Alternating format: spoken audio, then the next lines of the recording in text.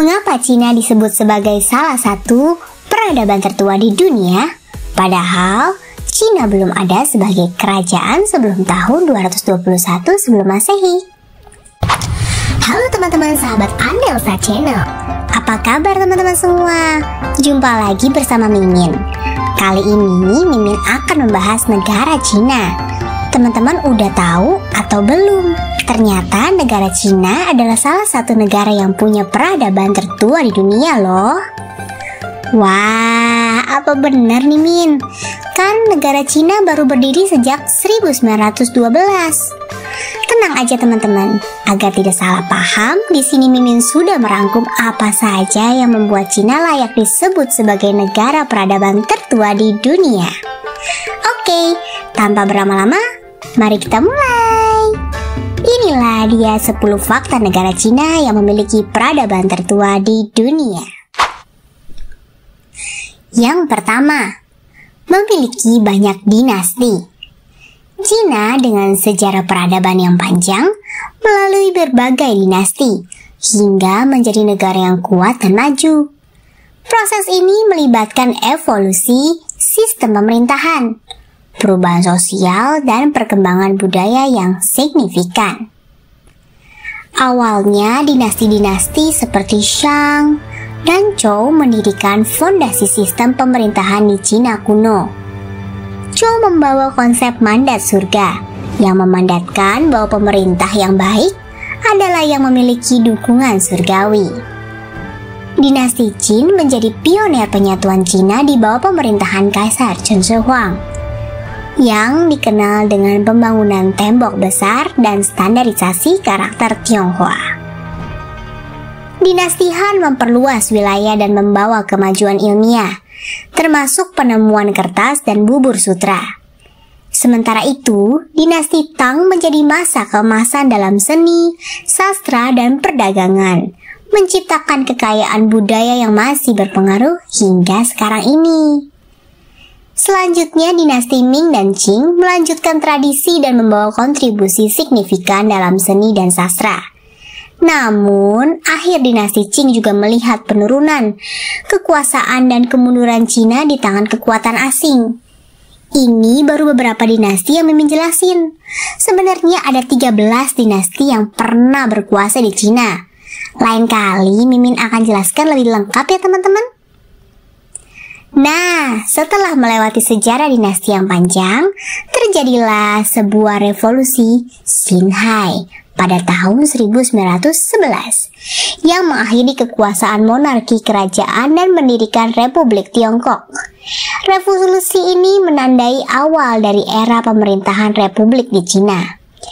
Setelah berbagai peristiwa sejarah termasuk Perang Dunia Kedua dan Perang Saudara Tiongkok, Republik Rakyat Tiongkok didirikan pada tahun 1949 di bawah kepemimpinan Partai Komunis Tiongkok yang tetap berkuasa hingga saat ini. Dengan evolusi sejarah ini, Cina menjadi negara yang kokoh dengan sistem pemerintahan modern dan keberlanjutan budaya yang kaya. Perkembangan ini mencerminkan perjalanan panjangnya dari zaman kuno hingga menjadi pemain utama di panggung dunia saat ini. Tuh kan teman-teman, dari sejarah dinastinya yang panjang sampai Cina menjadi negara yang maju sekarang ini, pantas saja Cina termasuk negara dengan peradaban tertua di dunia. Yang kedua, warisan filosofis yang mendalam. Pemikiran filosofis Cina kuno telah mempengaruhi banyak aspek kehidupan. Konsep Taoisme, Konfusianisme, dan legalisme yang lahir pada periode negara perang memberikan pandangan yang mendalam tentang etika, moralitas, dan cara hidup yang mempengaruhi masyarakat Cina dan bahkan dunia. Emang ya teman-teman, kalau soal cara hidup, orang Cina itu terkenal tekun. Makanya banyak juga yang sukses di dunia ekonomi. Patut kita tiru nih teman-teman.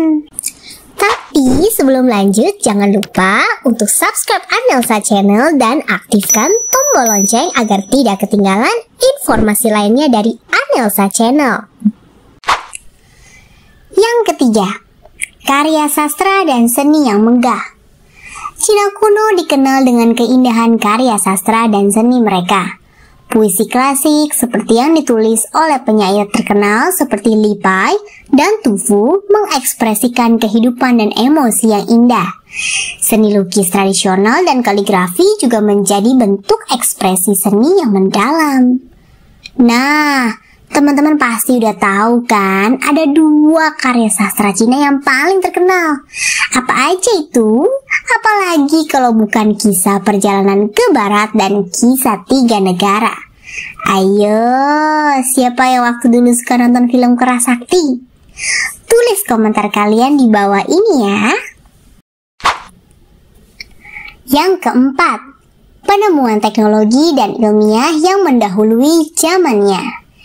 Zaman dinasti Han dikenal sebagai masa keemasan bangsa Cina. Penemuan seperti kertas, bubur sutra, dan kompas adalah hasil karya para ilmuwan di zaman dinasti Han. Inovasi-inovasi ini tidak hanya memberikan manfaat lokal, tetapi juga mempengaruhi perkembangan global.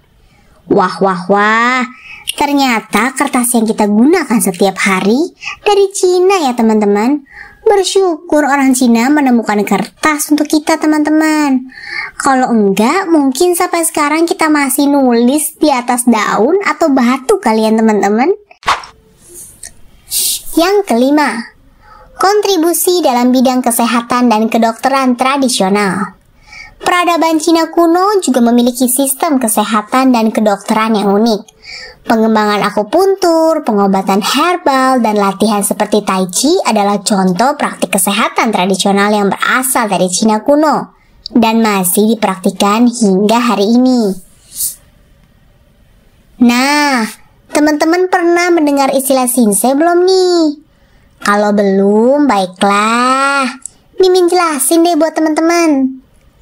Di Cina kuno, Xinse atau yang kita kenal dengan Xuanzang adalah sebutan pada guru untuk di bidang apapun. Sementara di Indonesia, Xinse menunjuk pada orang-orang tertentu yang menguasai keterampilan dalam pengobatan tradisional orang Cina. Dalam pemikiran rata-rata orang Indonesia, Xinse adalah orang yang sangat tua, dengan rambut yang memutih seluruhnya. Wajah penuh kerutan, tapi memancarkan aura kebijaksanaan dan ketenangan. Kalau berbicara, suaranya pelan dan lembut sekali. Padahal, yang ahli dalam ilmu pengobatan Cina belum tentu harus berpenampilan seperti itu. Banyak juga loh anak-anak muda berpenampilan yang keren dan modis ala orang-orang eksekutif. Menguasai pengobatan Cina dengan baik tentunya. Di Cina bahkan terdapat seorang Xinse muda berusia 29 tahun. Dengan pasien yang harus mengantri sampai seminggu loh untuk berobat.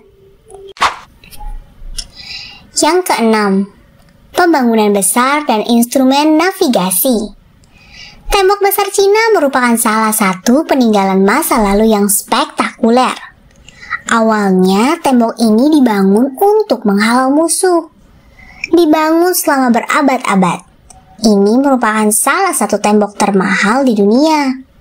Jutaan orang berkorban demi pembangunan tembok yang luar biasa ini loh.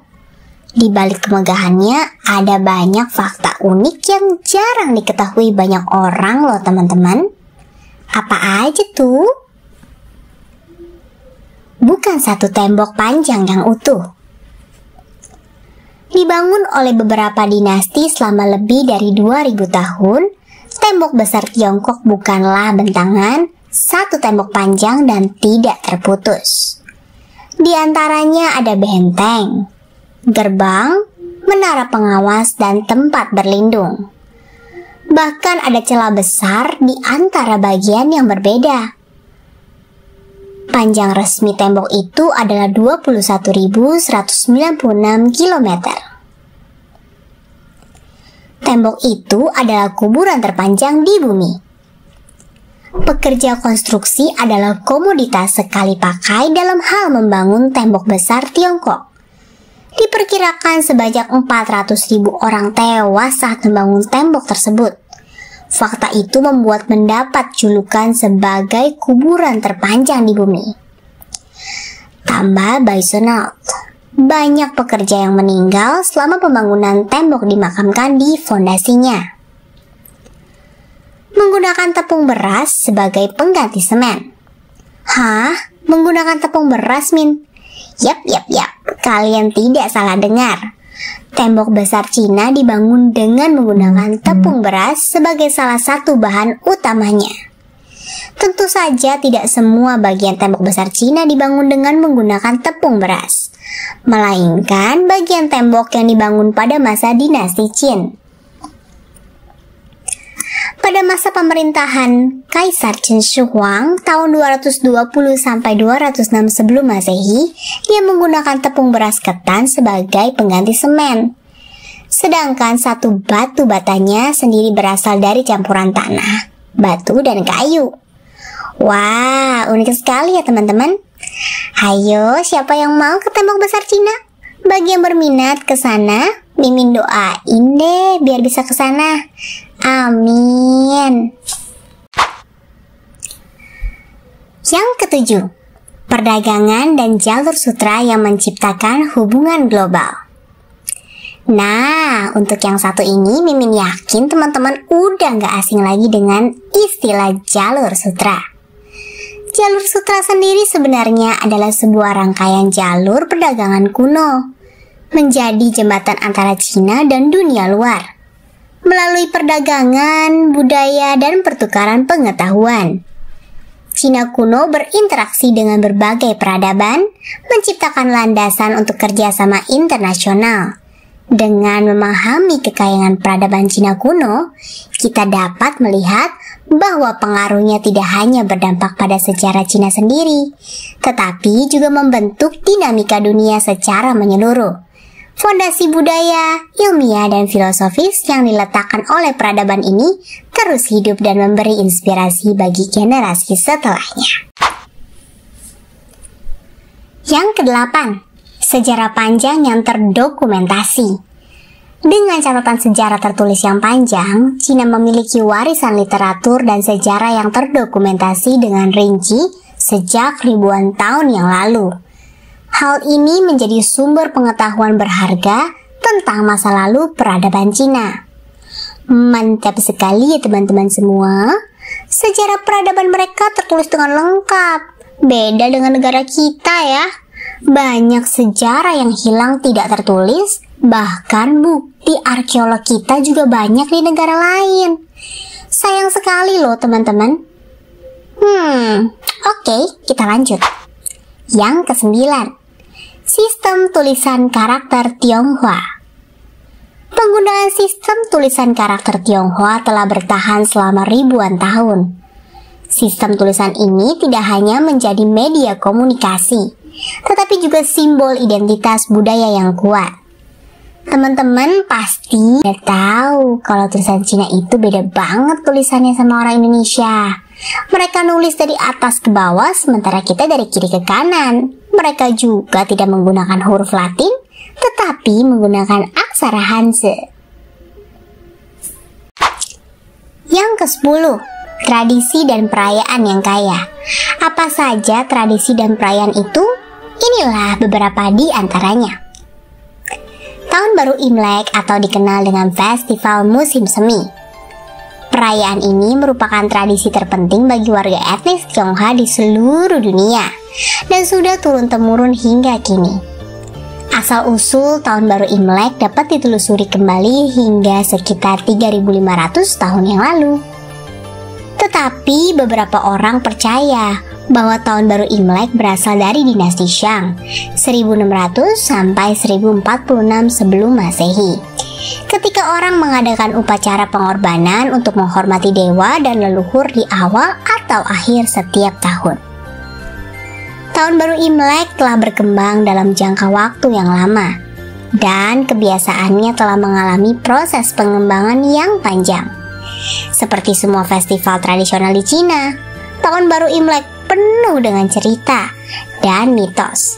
Salah satu yang paling populer adalah tentang hewan, mitos Nian.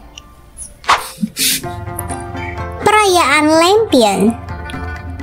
Perayaan Lampion di Cina umumnya terkait dengan beberapa festival besar, termasuk festival musim semi dan festival matahari terang.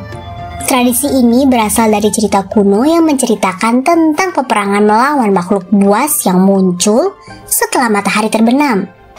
Oleh karena itu, memasang lampion adalah cara untuk menjaga cahaya dan menyingkirkan kegelapan. Keunikan perayaan ini juga terletak pada seni dan kerajinan lampion yang memukau. Lampion-lampion tersebut tidak hanya sekedar bola-bola bercahaya, tetapi juga dihias dengan motif-motif tradisional, lukisan tangan, dan bahkan karya seni 3 dimensi yang menciptakan pengalaman visual yang mengagumkan. Biasanya puncak perayaan lampion diwarnai dengan festival yang meriah. Pengunjung dapat menikmati pameran lampion, pertunjukan kembang api, dan berbagai hiburan budaya. Festival Perahu Naga. Festival Perahu Naga berawal dari cerita kuno tentang penyair Chuyan yang menyebabkan dirinya tenggelam di sungai untuk menyatakan protes politik. Festival ini menjadi cara untuk mengenang dan memperingati jasa beliau. Salah satu atraksi utama festival ini adalah perahu naga raksasa yang dihiasi dengan warna-warna cerah dan hiasan-hiasan tradisional, dipadu dengan suara gendang dan nyanyian pemain perahu naga. Perahu ini meluncur di atas air dengan kemegahan yang memukau, mengingatkan kita pada kejayaan masa lalu. Festival Perahu Naga bukan hanya tentang olahraga air yang menarik, tetapi juga tentang semangat persatuan. Tim-tim yang mengendalikan perahu naga harus bekerja bersama-sama secara serasi dan sinkron untuk mencapai kemenangan. Inilah yang membuat festival ini menjadi wujud kerja tim dan semangat gotong royong. Festival ini juga dimeriahkan oleh berbagai acara hiburan di darat, seperti pameran seni, pertunjukan musik tradisional, dan tarian-tarian etnik yang meriah. Keseluruhan atmosfer menciptakan perpaduan antara hiburan dan penghargaan terhadap warisan budaya. Demikianlah 10 fakta menarik mengapa negara Cina memiliki peradaban tertua di dunia. Sebetulnya masih banyak lagi sih hal yang menarik dari negara Cina. Namun karena keterbatasan waktu, kita sambung nanti kapan-kapan ya. Kalau view-nya banyak, pasti Mimin buat lagi deh. Oke, jika ada usul negara mana lagi yang mau kita bahas, silahkan isi di kolom komentar ya. Terima kasih sudah menonton teman-teman. Sampai jumpa di video berikutnya. Dadah!